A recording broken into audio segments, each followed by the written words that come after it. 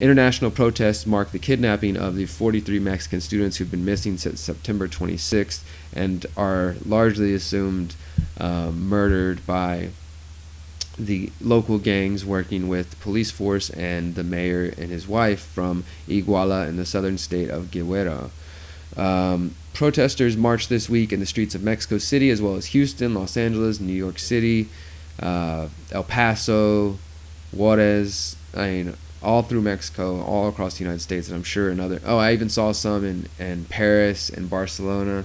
So lots of good actions taking place. And, of course, the people's desire for bullshit has been lessening, you could say, has been weakening in Mexico, where for weeks they've been burning government buildings, seizing municipal courthouses. Says government buildings have been burned, main freeways blocked as the nation reels from violence. And another day, December 3rd, has been identified as a day where 43 U.S. cities will hold rallies and protests in honor of the 43 missing students. And I've been talking to people who've been actively protesting down there in Mexico, and I've been even working on an operation to get myself out there. Of course, as I said, I need to focus on Ferguson, so we might be sending someone else out there from our team to do some reporting so we can tell you guys firsthand what's happening.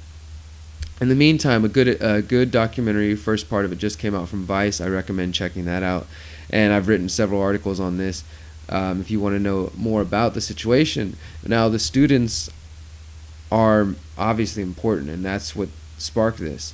People are now saying they're sick of taking violence, and specifically from students. They've never had it. They said they've never seen anything like this. They're used to violence and the corruption, but they've never seen it focused on students who were out in the community trying to do good work. And now, regardless of the politics of the school that the students go to, because I've seen some people making, claims like, oh, they're Marxists and this and that. They were doing community building. They were trying to create something outside of the purview of the state, outside of the shitty infrastructure that has failed them and the corrupt cops and the politicians. I mean, we don't need to get...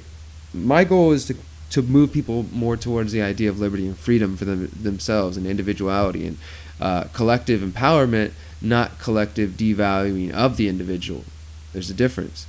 But even if I don't see eye to eye with someone on everything, I'm not going to defoo them or kick them out of my life because of that. I'm going to find ways that we can work together. So if I see a community in another state, another nation, building in a way that I necessarily wouldn't, doesn't mean that I'm not going to support them. And I feel like there's a lot of real strict militant libertarians, anarchists out there who think that, like, oh, these people don't get it. They're not ANCAPs. They're not, market anarchists. So we can't work with them. Let's hate on them. Let's not support their struggle. And that's just retarded.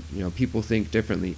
I don't want, like I said, again, I don't want a collective. I don't want a one-size-fits-all. Anarchy to me is not, oh, everybody believe what I believe. And I know most of you get that. I'm just trying to stress that. So whatever they were building something outside the state. I support that. But now their deaths have sparked something bigger, where this is leading towards a revolution. I mean, there's really no doubt in my mind that that's really what people want. They want the president to resign. They want him to be held accountable. The corruption runs deep. It's not going to be fixed overnight, obviously. But this killing of the youth has now sparked something that cannot be stuffed away in the closet, cannot be put away as much as the politicians would like. So follow that. Mexico 43 is a hashtag going on around the internet. Keep up with it. I think I had 43 written on my hand.